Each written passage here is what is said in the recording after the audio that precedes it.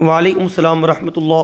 محترم جناب نور محمد راجکوٹ سے آپ کا سوال یہ ہے کہ کیا کسی بچے کو معصوم کہہ کر بلا سکتے ہیں یا نہیں؟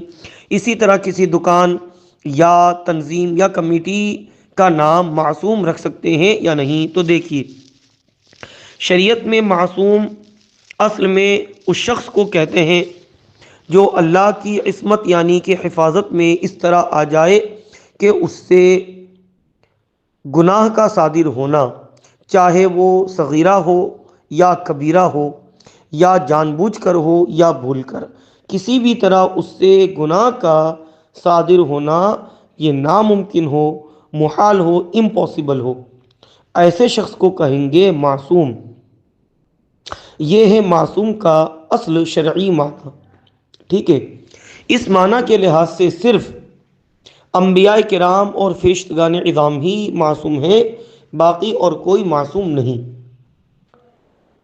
لیکن ہماری زبان میں عام طور پر جو بے قصور ہوتا ہے اس کو بھی معصوم کہہ دیتے ہیں، اور اسی معنی کو دیکھتے ہوئے بچے کو عموماً ہماری زبان میں معصوم کہہ دیا جاتا ہے، یا اسی طرح کسی بھی شخص کو جو بے قصور ہوتا ہے اسے بھی عام طور پر ہماری زبان میں معصوم کہہ دیا جاتا ہے، اس معنی کر کے کہ یہ بے قصور ہے۔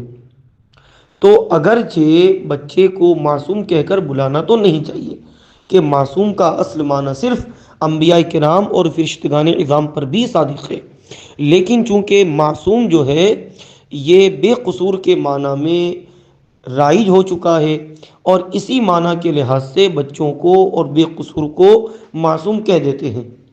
تو اگرچہ معصوم نہیں کہنا چاہیے بچوں کو، لیکن اگر کہہ دیا تو یہ حرام نہیں ہے۔